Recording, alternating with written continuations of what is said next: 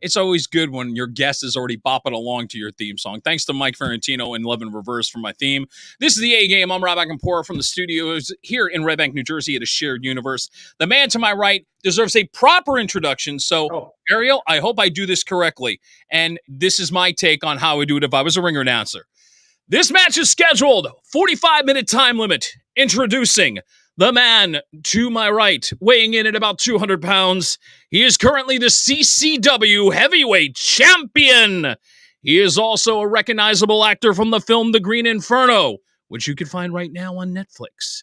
He is the champion you deserve. Ladies and gentlemen, Ariel Levy. Hey, or boo. Depending on which end you want to go. I'm going with my booze right now, but yeah. Thank you. Yeah, no, my pleasure. That was good, actually. Yeah, Thank you. That was kind of off the cuff.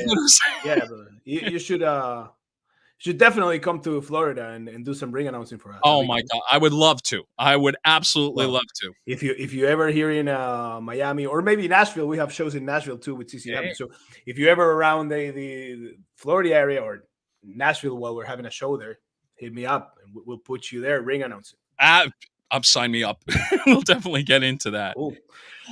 Before I even get into the wrestling, I mean, it's interesting to look at where you've been. And for anybody who's watching this that knows Ariel's career, I apologize if this seems repetitive, but not everybody knows the background of this man who started out as an actor. And at 19, here you are with this monster hit movie in Chile and in Latin America. As a matter of fact, Ming, if you scroll up, I think I have a photo, and I believe that would be photo number 3.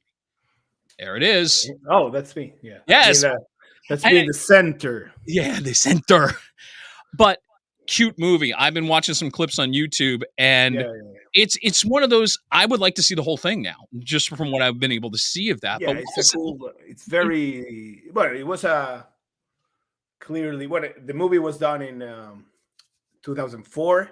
Yeah. It was released in 2004 when I was 19, as you said. Yeah. I'm 37 now. I'm proudly almost 38. That's right. Your birthday's next month. Yes. September 28th is my birthday. So if you want to send me a gift, contact me in my social media right there. Exactly. Follow him on Instagram. He'll but yeah, so it's a very late 90s, early 2000s teenager rom-com. Yeah. Very I don't know, super bad. A lot of you can say American Pie maybe, but it's also but it's also very, very, very comic book inspired. That's the funny. Yeah. I was about to say, I'll throw in a little bit from the 80s in One Crazy Summer because it had the animation going on and it had that comic book feel at a point in One Crazy Summer. And that kind of incorporates into this. And it is sort of this fun ride that, just to give you an idea how big this movie was in Chile and Latin America, the film went number 1 and it beats out a Disney film like A Shark's Tale. That tells you something. I mean, at 19, you got to be sitting there going, what the hell's going on? And how good did that feel? Yeah, but it was also the first movie bought by MTV Latin America. It was the first film that they ever bought to show in their because it was the first it's the first of its kind because it was very like high school comedy. Yes. We didn't have that in Latin America.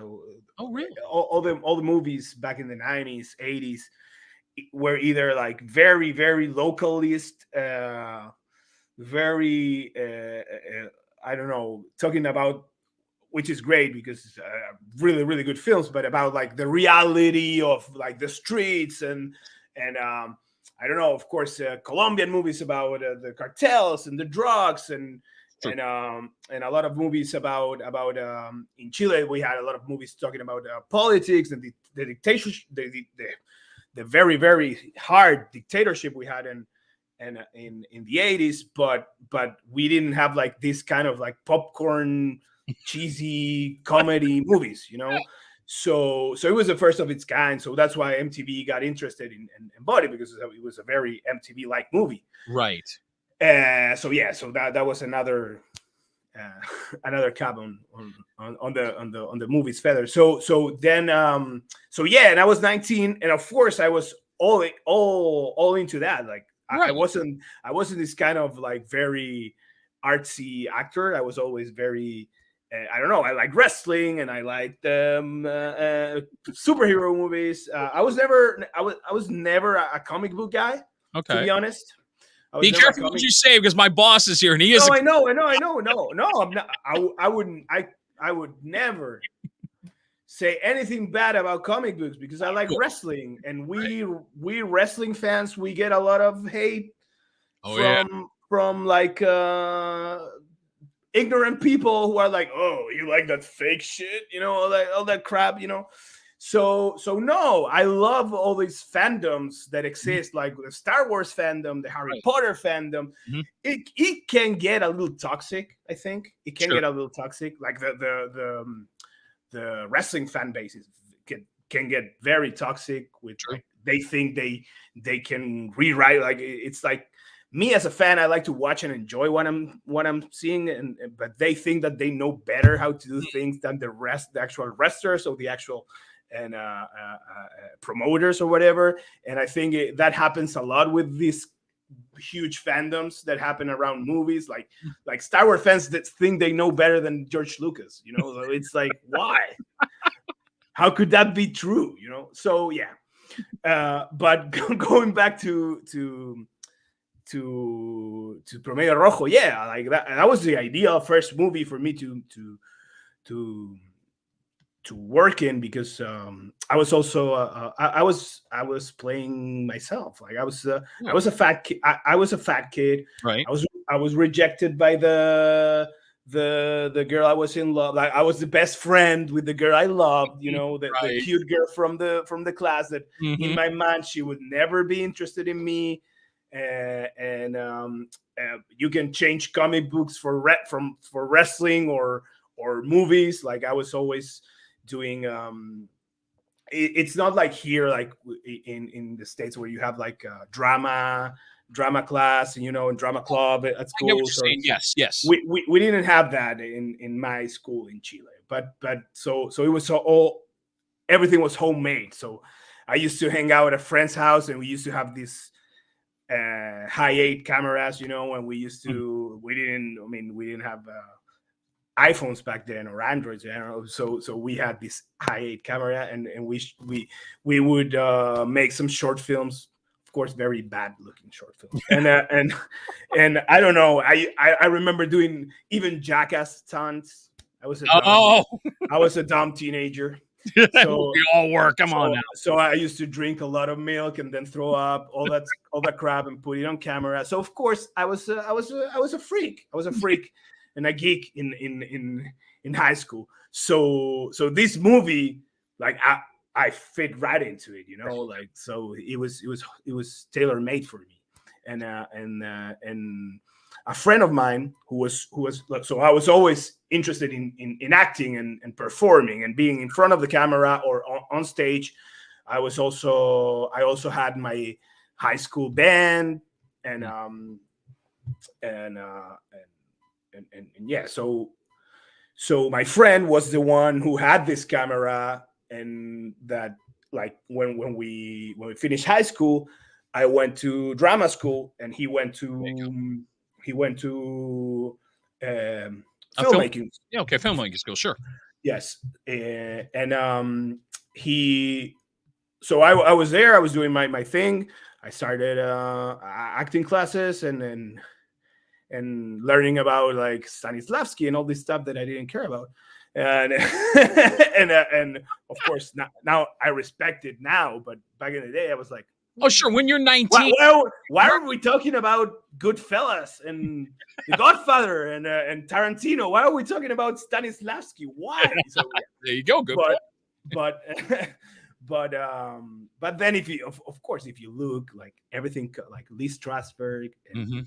his Oh, yeah. inspiration is Stanislavski or Stella Adler, whatever. So it all comes full circle Sure. once you start, like, opening up your mind. But back in the day, I was very like, I want to be a theater actor. I want to be a movie actor. But Right. so he started working in a production company called Sobras Productions in Chile, and he started working like as an assistant at the Mhm. studio, and they were preparing this. They were in pre-production of Promedio Rojo, and he said like, "Hey, I have a friend that he's in drama school, so can I tell him to come to the casting?" And they were like, "Yeah, sure, tell him." Right. And yeah, so the rest of the guys that went to the audition were all very theatric, And then like there's you coming in. Yeah. theatrical drama, Right. like. And then I came and they asked me, "What's the last movie you saw?" And I was like, "Oh, Finding Nemo." I didn't say anything like very like I don't know. I don't remember what. I mean, it was 2004. I don't remember what movies were in the But I get Ariel. they were showing. I get the feeling, Ariel, that when doing this movie, it was really on the job training because it was sort of like, Yeah, no, 100%. Yeah. So I finished my first year of drama school in Chile. As you might not know, like we have our summer starts in December. well, yeah, Right, because we're in the South Pole, right? yeah, right, exactly. So Below the equator, yes, indeed. yeah, so I got cast in October 2003, Mm-hmm. and we started filming in the summer of 2000, in Chilean summer of Chilean 2004. summer, I would do that. Yep. Yeah, so that was January 2004, and so I finished the first year of drama school in December 2003, and the next month I was already shooting my first film. Wow. And yeah, I didn't know anything about like, I mean, I knew something about acting, but it was very about my instincts, and I think that gives the character a more fresh flavor and a fresher attitude. And it's all, and it was also very, like, as I said, like it was very related to my own story Right. in school. Of course, it had a very happier ending, maybe, but because I never got the girl, so so yeah, it was a great start for me. But then it also, like as you said, it got so successful and so big. Right. But then it's like you would think that when a thing like that happens, you would think that, oh, okay, so now I'm on top of the world, right? Now You would think doors are going to open. There's going to my be phone's going to start ringing, right, exactly. But really, like, I had a lot of praise, but nothing happened. Like, and also because, like, I play like this fat nerd kid, like this very stereotypical fat nerd kid. I get you. And after the movie, because I had this like this vision that told me, like, brother, this is a once in a lifetime. You will never get cast as the fat kid again, because like there's only one fat kid. If you have a like thinner body, yeah, you have more chances to get more jobs. So that became sort of the antithesis of changing yourself and getting more physical and getting to where you are now, to say the least. Right. So I lost a lot of weight after the movie, and I gained weight for the movie, but then I lost a lot, 3 times what I gained. So I became a very thin guy, and I didn't look like the guy in the movie. So I showed up to and of course it was my first film. So when I showed up to the premiere or nobody recognized me. So they had to ask the producers or the director, like, "Oh, and where's Ariel Levy? He didn't come to the premiere." And they were like, "No, yeah, that's him." Nah, can't be him. No, that's not him. Yeah, so it worked because I was right. I started getting more roles as the time went on. I started getting more roles. Yes. Looking like I look right. I mean, I didn't look like I look now, but looking thinner than when I would have if I would have stayed as a fat kid. Ariel, I'm going to give a good example. That's how the movie industry works. Oh, absolutely. Let me give you a good example. Ming, give me photo number 5, because you go to right here. Yeah, right. Action hero. Action hero. or action villain. I don't know. Actually, when you look back on this, the film I'm going to talk about is The Green Inferno, which, by the way, has a great thing happening in Orlando this weekend, which we'll get into in a Yes, second. sir. Yes, But please.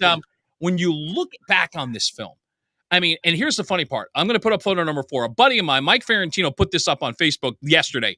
Took me 9 years to finally see this, but very well done and not for the faint of heart.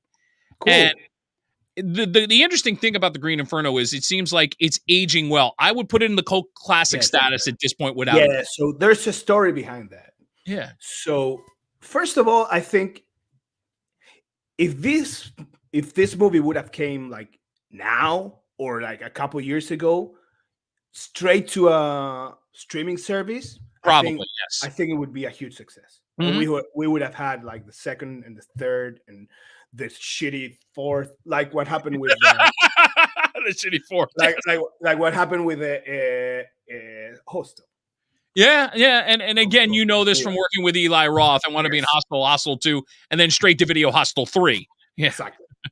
But I think if it would have been done like a couple of years ago, straight to a VO like streaming platform like Netflix, whatever, right? Hulu, Amazon, whatever. It would have done great. Yeah. But we made this movie 10 years ago, December 2012, almost 10 years. Yeah, it's coming up at 10th anniversary. Yeah. Mm-hmm. So, and then the like world premiere was at the Toronto International Film Festival in 2013. Mm-hmm. The movie was founded by a company called Worldview that I think also founded a couple more movies, and they also founded remember the Metallica movie they had, like Through the Never? Yeah, the documentary. Yeah, I'm a huge Metallica fan. No, it was a concert with a guy running in the streets in the middle that wants to get to the concert, but there's stuff like it's a 3D movie. Yeah.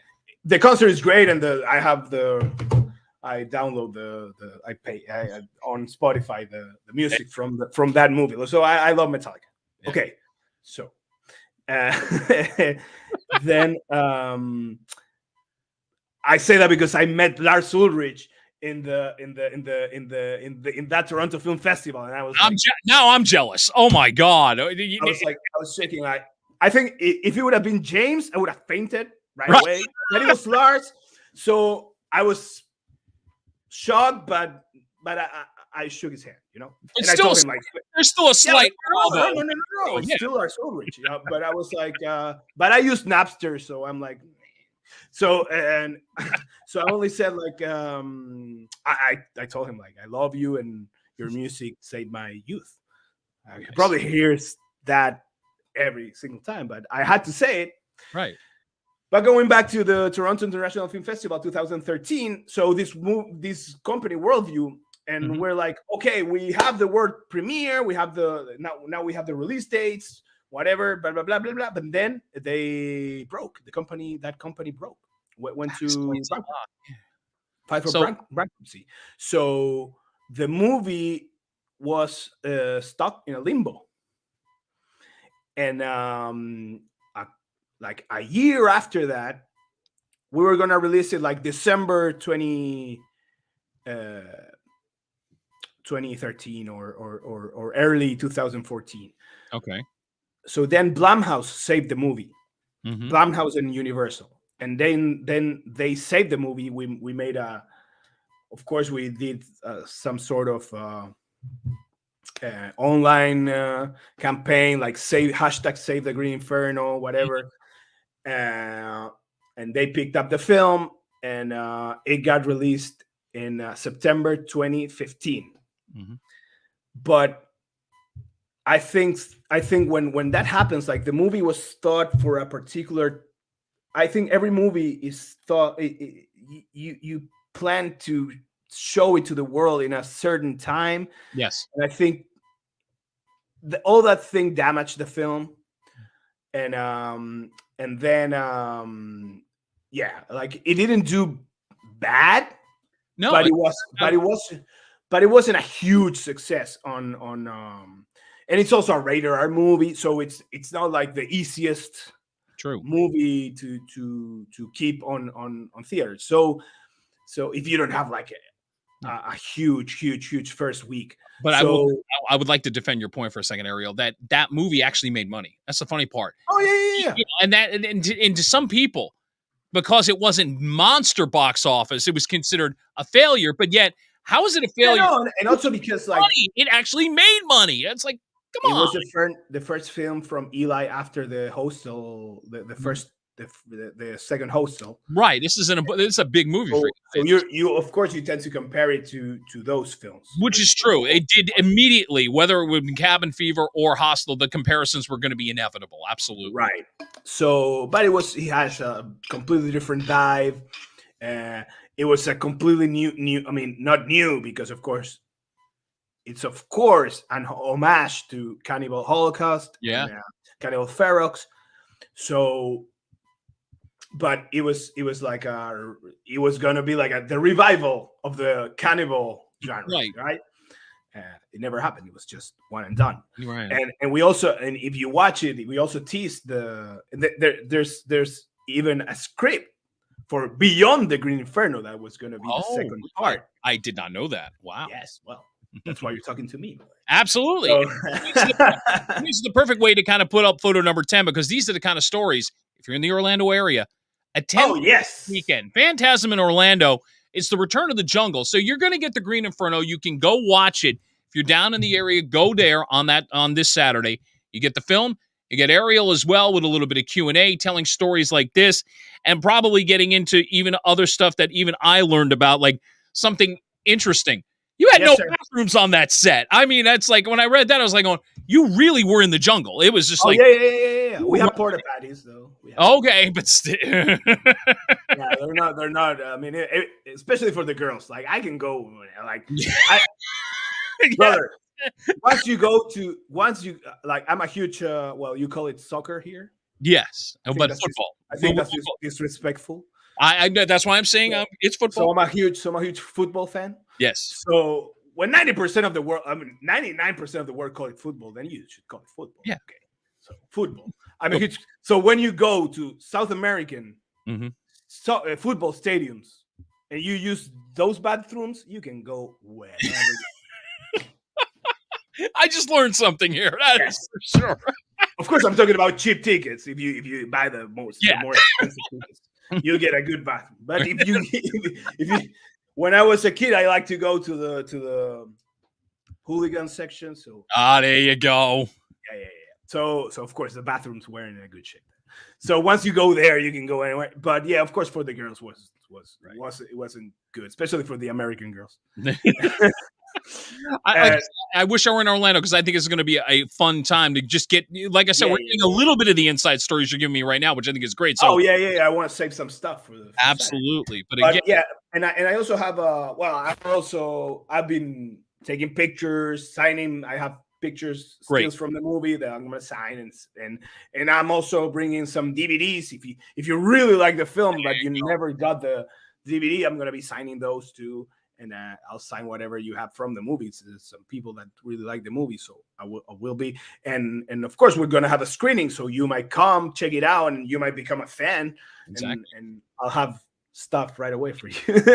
One more time. I'm spreading the word, because I think, as your friend posted there, like it's worth checking it out, even though it got lost in the radar, I think, a little bit, but it's a very appreciated movie from horror fans.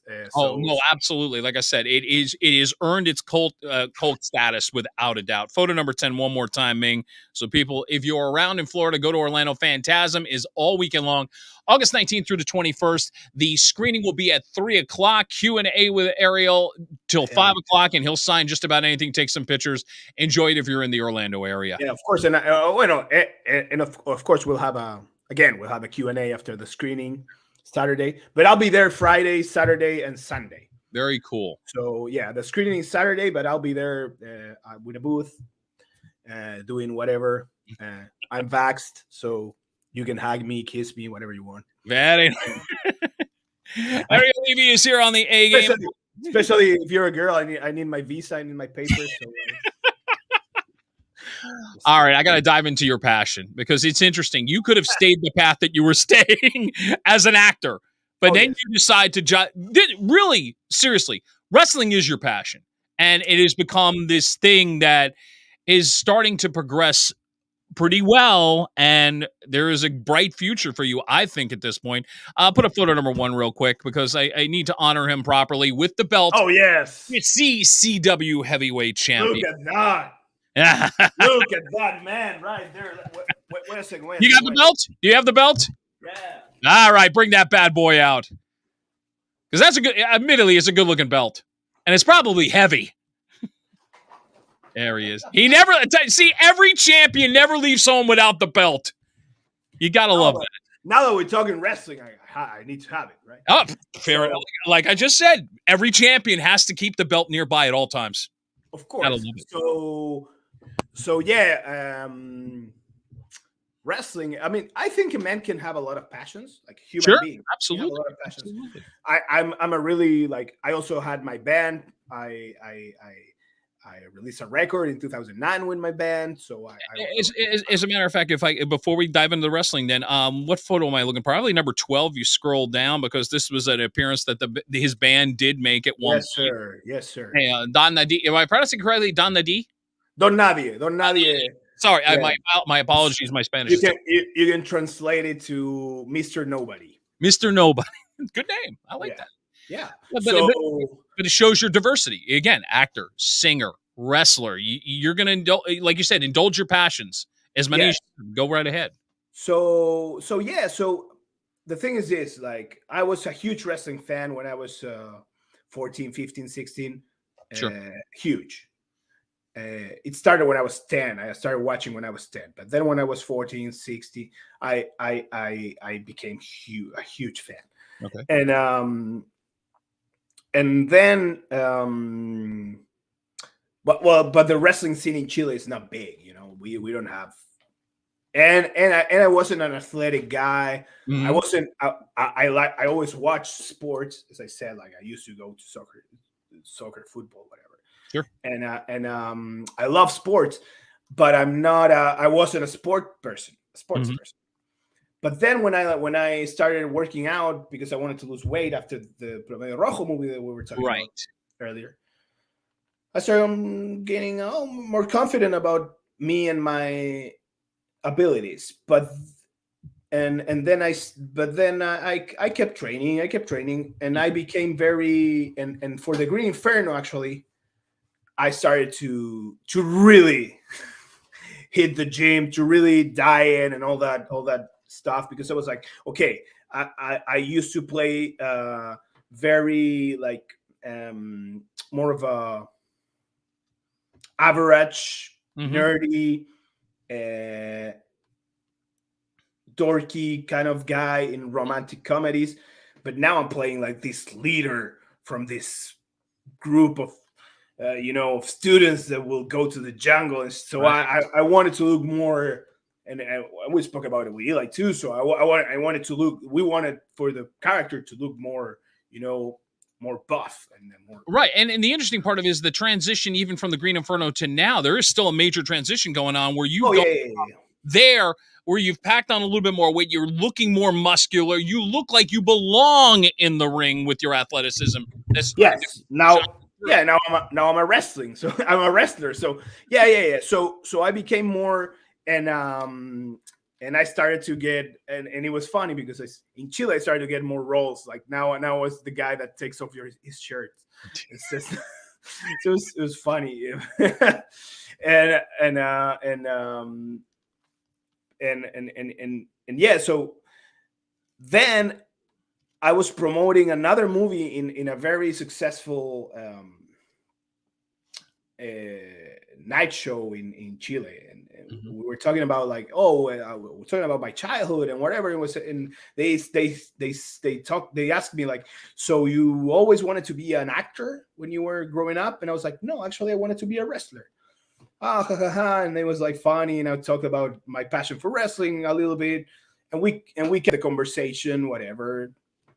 And then a few days later I get a Twitter DM from a guy that was putting on a new show, a new wrestling show in Chile, Okay. and he wanted me. At first, he was just offering me tickets, and if I can give them a shout out on social media and stuff. And I was like, yeah, sure. Sure. Do you want me to do something at the show? Like, do you want me like because like wrestling and movies and they always use. I mean, WWE or WWF, even AEW now, they always use mainstream movies to promote themselves, right? Absolutely. And it's like a cross promotion stuff. Yes. Like WWF became great when they started promoting when they used Mr. T in WrestleMania 1, you Mhm. know. So yeah, I'm not comparing myself to Mr. T. Okay, No, I didn't say you I were. just an example. I pitied a fool. No, just Oh, he did it well. so so uh so they were like, really, would you be open on doing that? I was like, sure, man, like I'll let one of your big guys to beat me up or whatever you want to do. And I showed up, and they invited me to a training session and like meeting that they were having, and I went there, and I really bonded with these guys because for me, I was always like a closet wrestling fan. I guess You you. know? Yes. I only watch it like alone in my room on my computer, and but I never shared it with anyone because my friends that used to watch it with me when I was 15, 16, whatever, they stopped watching. I kept watching it, and they stopped. And of course my acting partners, like they didn't watch wrestling, like lower level art, you know. Uh, so so so I so I really became friends with these guys, and I started going to their houses to watch pay-per-views, and Right. back when they had pay-per-views and stuff, and then I started training, and they were like, okay, so for this show, the first show, you're gonna talk, and then in the next one that we're having like 3 months after this, you have your first match. And I was like, okay, cool, Okay. whatever. So of course that got a lot of uh, non-wrestling media coverage, because I was You're already down an there. actor. I already had some Here's success. Ariel Levy, the actor, suddenly Yeah, now exactly. absolutely. And I was working, and back then I was working in soap operas in Chile that are huge, and like telenovelas, and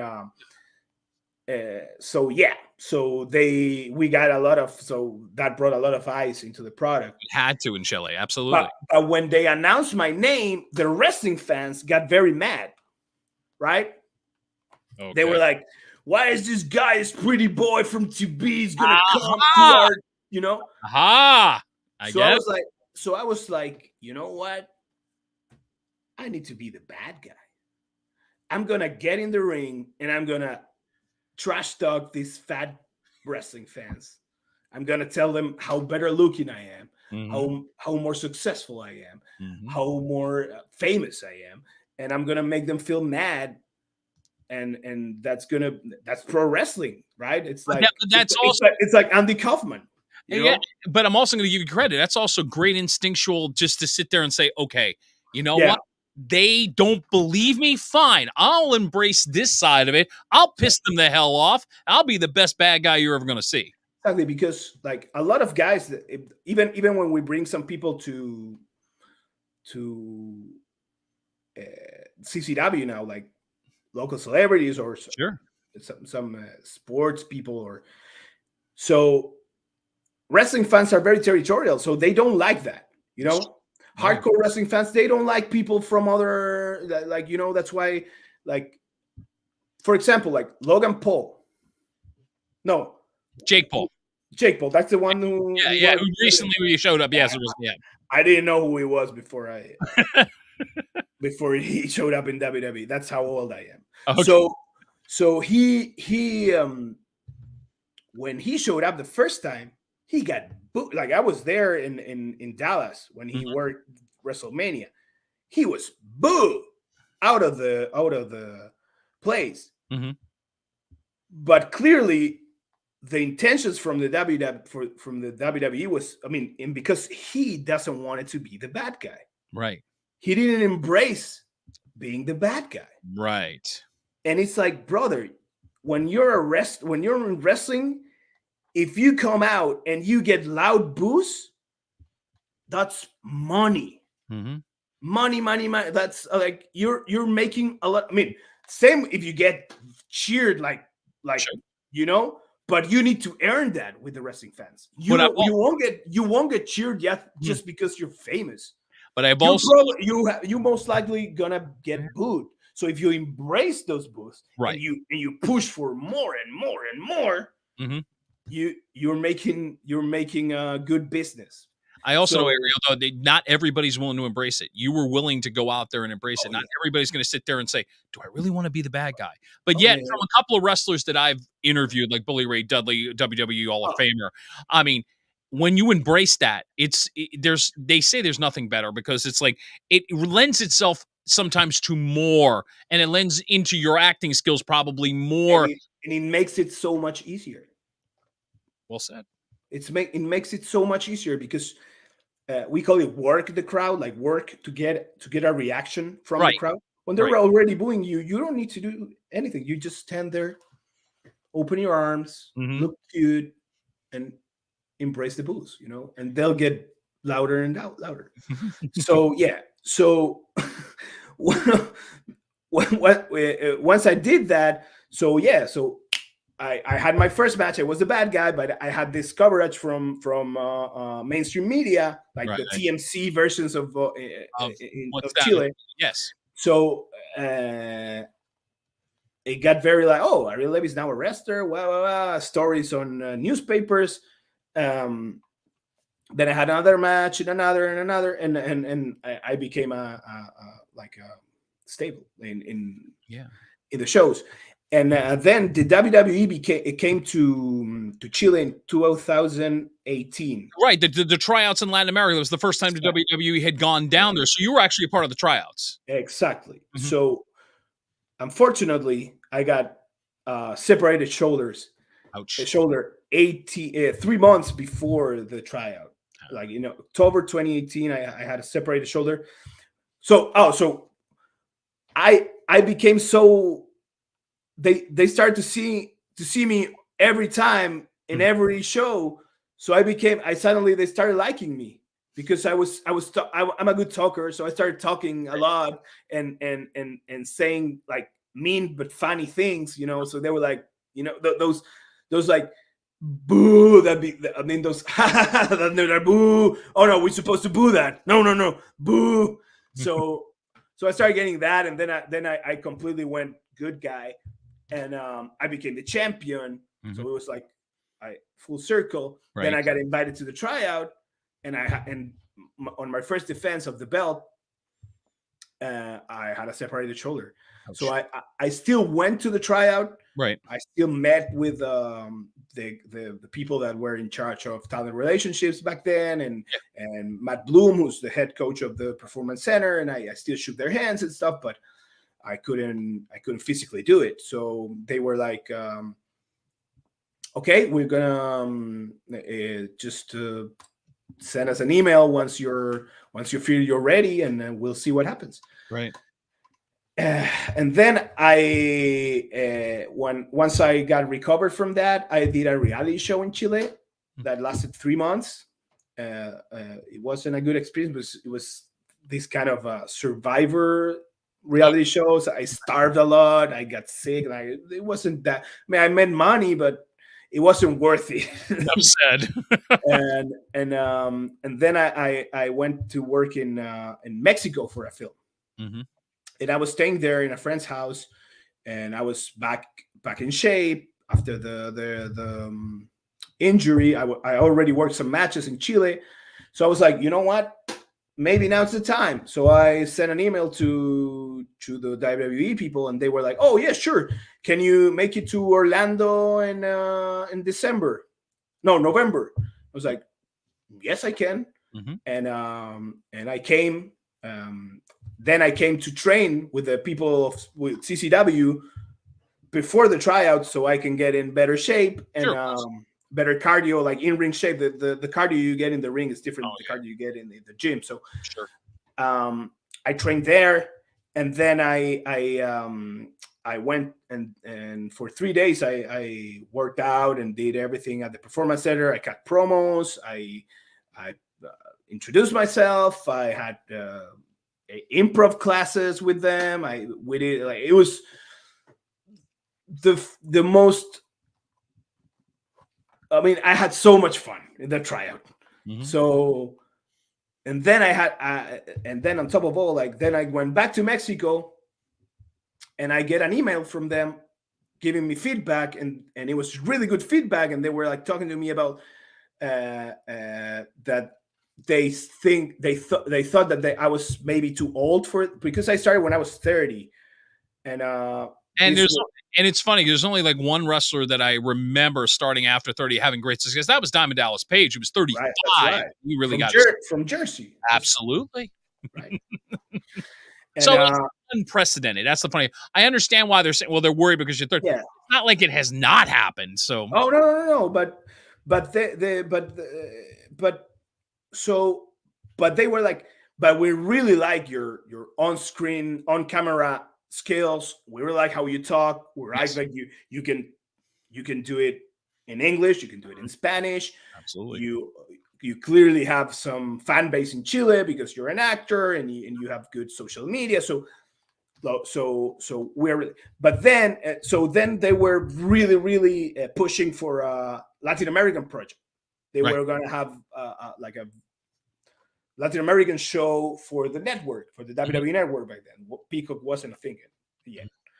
So I was going back and forth with emails like, hey, blah blah blah, and COVID started, and then a lot of plans got canceled. Yeah. This one too, but that gave me like that clicked in my head, that I was like, maybe I have something here. Yeah. Maybe it's not just me having fun doing something that I loved when I was a kid. Maybe there's more in this than just that. So after the trial, I went back to Chile. This was before COVID. So I went full on training and working shows through the Chilean summer. As I said, January, February is Chilean summer. So I worked all over Chile. I trained every day. I got in the best shape, best in-ring shape of my life back then. Now I'm better one, but back then. Sure. And I also, I already decided, like, 2020 is gonna be my wrestling year. I'm gonna dedicate this year. So I had booked on March, I was gonna go to Peru. On April, I was gonna come to the States to work with CCW, and then on June, I had already a date in Puerto Rico for a show in Puerto Rico. But of course, all went to hell with COVID, like a lot of stuff. Sure. And then I was I was locked down with I went to my dad's house because I wanted some company, because I live and he wanted some company too. So I was living with, I went back to my dad's house, and I was living with him, and I was basically doing nothing, because, like, in Chile, lockdown was a real lockdown, not like here in Florida. So and it was during the winter, so it sucked. A lot of time to think, a lot of time to eat, a lot of time to drink, a lot of time to watch wrestling too, of course. But to think about your life, but I was of course watching my social media one day, and I see the CCW guys were running shows, and I wrote to Nilio Costa, who's the guy who owns the company, and I was like, hey, brother, if I go to the States now, will I be able to work shows with you? Good question. He's like, brother, of course, come. So I took my savings, I sold my car. Wow. I got a ticket, and I came. And that was a year and 9 months ago. And I got here in November 3rd, 2020. Then late No, early December, Mhm. I worked AW Dark. Yeah, I was about to say, photo number 6. Put it right up there. Yeah, that was a great opportunity for you to be Oh on yeah, look at AEW. the face. Yeah. And no, you can tell you were like in your glory at that point for sure. Oh But yeah, yeah, yeah. I mean, but that time period, really, I, that was, I I wish it wouldn't have happened so fast though. I think I understand why. You're ready for it, but at the same token, you're like you're still developing your character maybe a little bit more, and you wanted to Yes, fine tune it I just a mean, little more. look. So when you get a call for for AW, I'm sorry, Yeah. AW Dark, Hmm. you don't get a chance to show your character or whatever. I mean, you show who you are backstage. Like Sure. if they see you, you're a very respectful guy and who does Mhm. what he's asked to do and doesn't want to show off or whatever. You get to show that. You get to show your etiquette and your professionalism. Right. But you don't get to talk. Like if I had an open mic on AW, I know I would probably get hired right away because I'm a good freaking talker. I know that. Oh, absolutely. But they don't give you that chance. You only go there to make their signed guys look good. Right. You No, I you understand that. Sure. you're what we call in the business enhancement talent. Hmm. You know what you're doing when you're going in there. You're the Right. opponent. You're So gonna. so You're. Yeah. but I know and it's not and I never had like my ego got molded with my acting career. So I don't have a wrestling ego. If I'm gonna lose, I'll lose. If they want to do a spot where they like want to show my ass, I'll do it. I don't care. I don't care making myself look like a fool. I don't care making myself look like a loser. I don't care because it's a character. Right. It's entertainment. It's the Right. business. So, but I think I could have done a better in ring work. That's it. I've gotten so much better. That's why now I'm the champion. Now I'm To carrying your the to your company. credit, exactly. And you've created some things. I watch your behind the scenes after the matches. You're great on the mic. That's obvious, like you said. Then you Mhm. have a tagline: "The champion you deserve." It's Yes, catchy. sir. Gets Yes. your attention, and it's sort of there's where it's sort of like there's a little bit of the bad guy that comes out in the good guy. It's that arrogance. I am the champion you Yes, deserve. So yes, I mean, sir. Because I'm a star, and yeah, I'm a proper star, a proper celebrity. Of course, you deserve me. You don't deserve an indie worker is gonna come and work for his family. You right. deserve a real star with a blue check on his Instagram. And then, see, but see, credit. That's you're But developing a great character, and I think that's a good thing. It's sort of like Ariel Levy is going to go yeah, places, yeah, yeah. And, and it's funny because it's like, so I got to work when I was in Chile one day. When for one show they brought Sean Waldman, who's X Pac, X Pac, absolutely.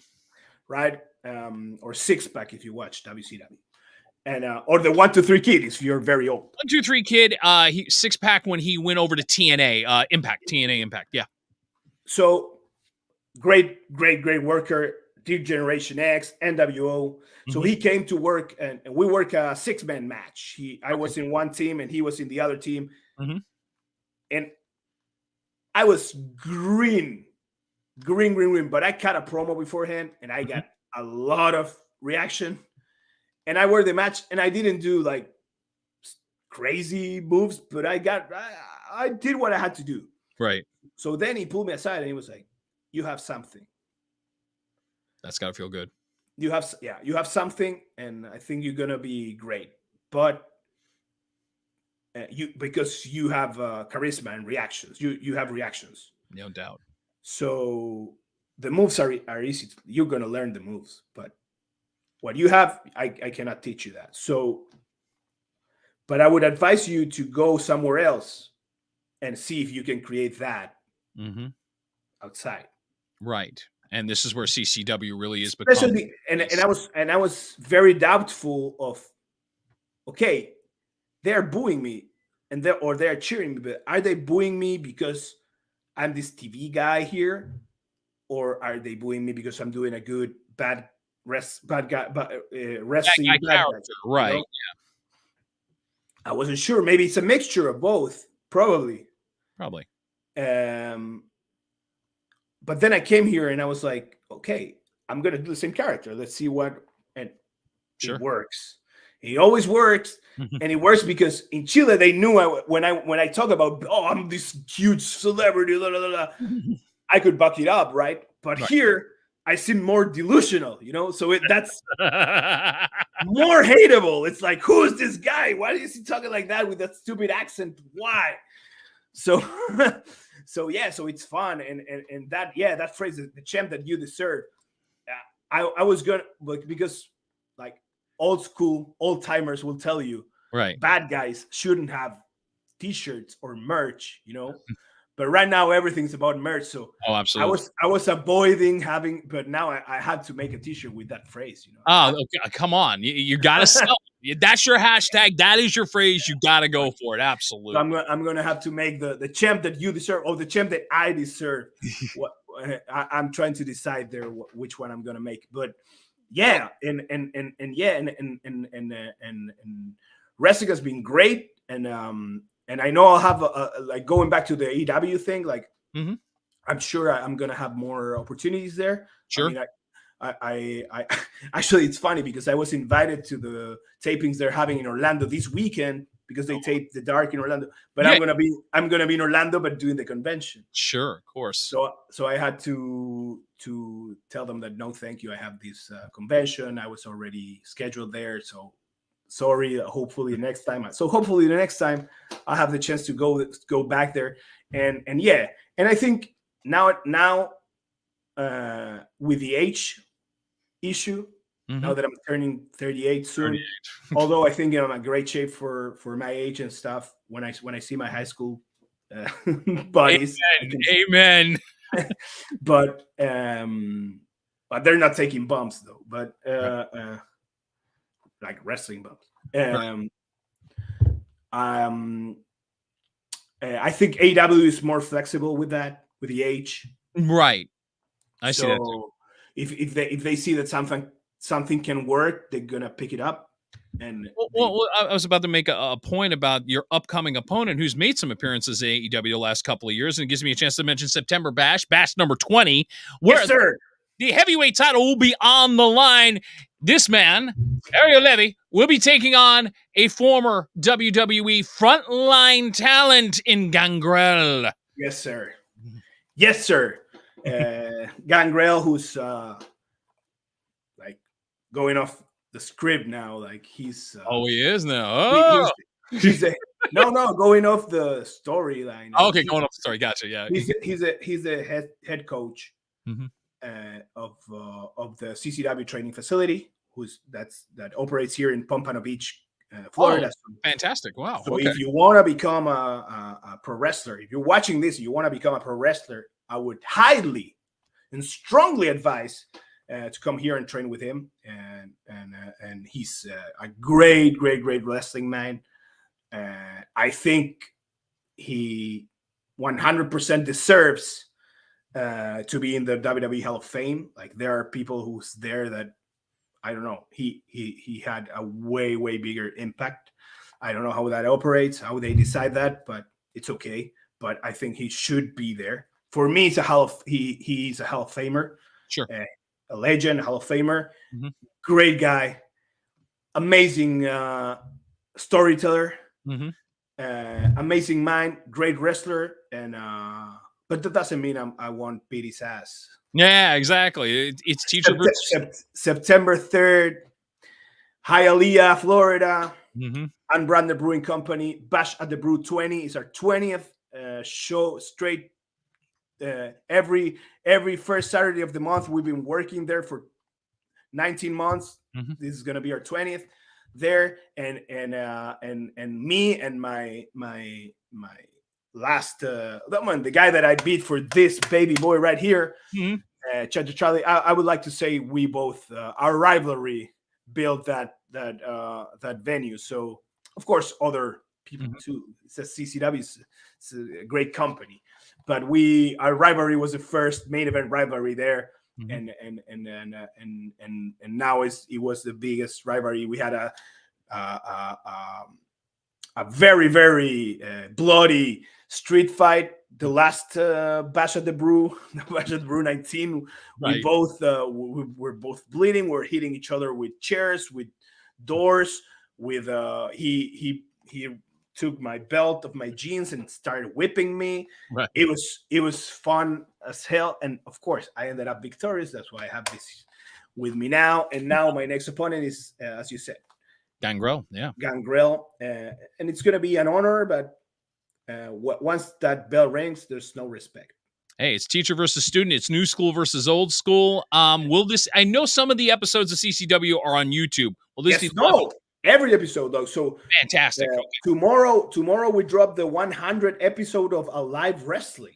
Number 2, if you don't mind, Ming, I think I have the promo photo for that. There it is, Tuesday, Yeah, tomorrow, 7 o'clock, 6 Central on YouTube. Yeah, this was the last. That's the last one. That was number 99. So number 100 is tomorrow. This is from last week, but that was a great match. You can check it out. I'm tagging with my friend, my little brother, Alan Estuez Martinez, who's another Chilean wrestler who's making a great impact here in the States. Very cool.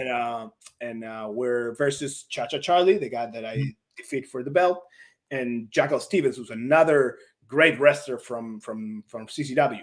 So definitely, if you're a wrestling fan, or if you have or you want to watch what it's all about, I would recommend you to look for CCW Live Wrestling every Tuesday, 7 p.m. here in the East, 6 Central. So yeah, check it out, and if you're ever in Florida, we have shows in Hialeah, as I said, Homestead, Kissimmee, Port St. Lucie, Ocala, and if you're in Tennessee, Nashville. We also have shows in Nashville, Tennessee. We had a great show for SummerSlam weekend a couple weeks ago, and we're having another one in November. So yeah, we're keeping ourselves busy, thank God, here and with CCW. And now, of course, I'm taking this weekend to take my acting role to to show the people in Orlando what the Green Inferno was all about, and maybe find some new projects, because a lot of directors and actors show up there. So I would love to get to have more movie jobs here. It would be great. Although I'm happy doing my wrestling thing. I think I'm very focused, and I think I'm getting places with it. So I'm enjoying the ride. I'm just enjoying the ride and having fun while doing it. It's great. I do a segment every time to wrap up with random shots. I know we're running out of time. I got 3 quick random shots. These questions can come from anywhere. So I'm going to have some fun with you on these. And I'll start with this. True or false, you starred in a film that translated in English, the title of the movie is Fuck My Life. True. Yeah. And hey, look, you gave me a chance to say fuck my life on a podcast. I love it. Thank you. Fuck my life. But it's not the it's not the literal translation. Okay. It was the title that we gave it, and they gave it here in the States. Okay. Matter of fact, real quick, photo number 7. This is what it looked like when it came out. Que pena tu vida, if I got it correctly. Exactly. All right. Number 2, I'll go to the wrestling and acting world and mash it together. Who is the better actor in your mind, John Cena or Dwayne "The Rock" Johnson? Ooh, that's a tough one, but I really like John Cena comedic skills. Yes. He's very good. Love the Peacemaker. Mm-hmm. Other than you, who do you think has the best finishing move in wrestling? Past, present, future, whoever. Stone Cold Steve Austin, 100%. Stone Cold Stunner. That's like on my list is that, and I was about to say, going to 619 is also a great one. Yeah, but you can't go wrong with a good Stone Cold Stunner, and they're still doing it like in random shows, like giving it to each other, like it's like a classic. Even Tony Khan did one like after an AEW show. So yeah, it's like the most iconic. Well, of course, Hulk Hogan's leg drop. Yeah, it's probably the iconic. Very iconic, or the people's elbow from The Rock. But you pretty much did the Mount Rushmore of moves as far as that goes. Stone Cold's right there. But to my generation, a Stone Cold Stunner, hopefully with 2 beers. So when he hits it, beer splashes all over the place. Yes. So I'm a Stone Cold guy. He's my Oh, there you go. Look at that. It was just on the phone there. That's saying something. There it is. Get he's back. my phone cover. So He's on the phone cover. I saw my it. phone wallpaper. That's wonderful. So all right, there he is. There's the Stone Cold. Steve-O. Oh yeah. Yeah. One last question to wrap up, and I'm playing a hypothetical here because CCW is trying to become a bigger organization in the independent wrestling scene. There is an organization up my way called ISPW. Their champion here is Danny Morrison. Could it be possible? And now let's play the hypothetical. Could we get Levy and Morrison and maybe get two organizations to do a match somewhere in the middle between Florida and New Jersey?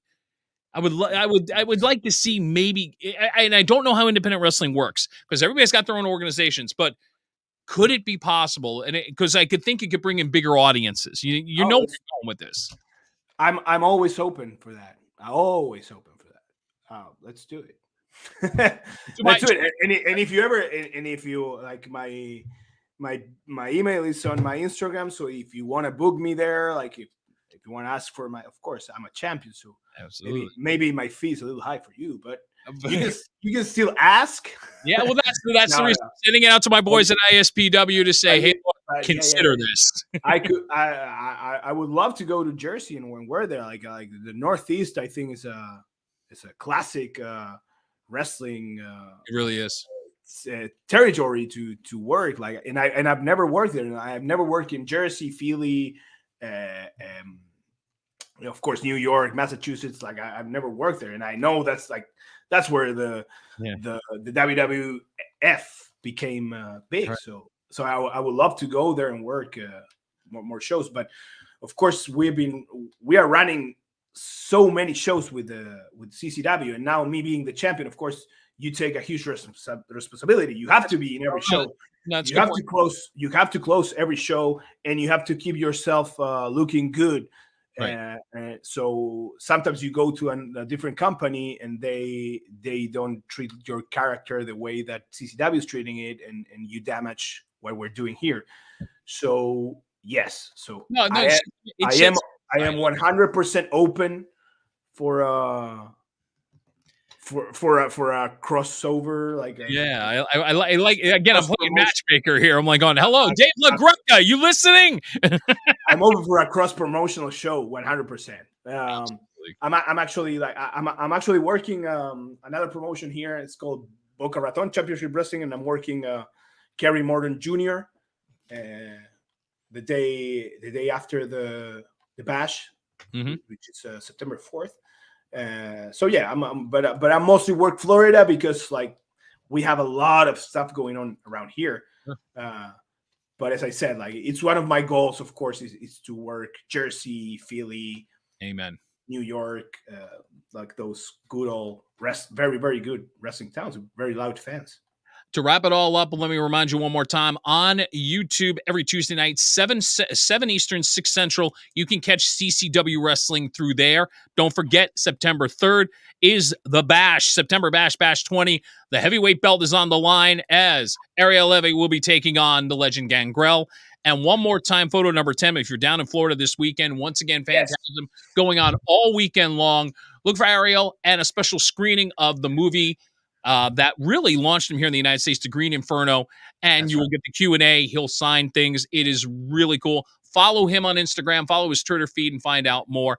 And my friend, I look forward to talking to you again at some point, but thank you for giving me your time. Thank you very much. I had a blast, and yeah, I can't believe we're running out of time. I'm sorry. I had a feeling at the rate we were going, we could have gone for 3 hours. But I'll have you back again at some point for sure. No doubt about it. All right, man. That's a wrap for the A Game. I'm Rob Akinpora. We'll do it again next week. So look on Facebook to find out when. And listen, sign up and follow my YouTube channel for the other 82 episodes that have happened so far. For Ariel Levy, I'm Rob Akinpora. Take care. Enjoy the rest of your week.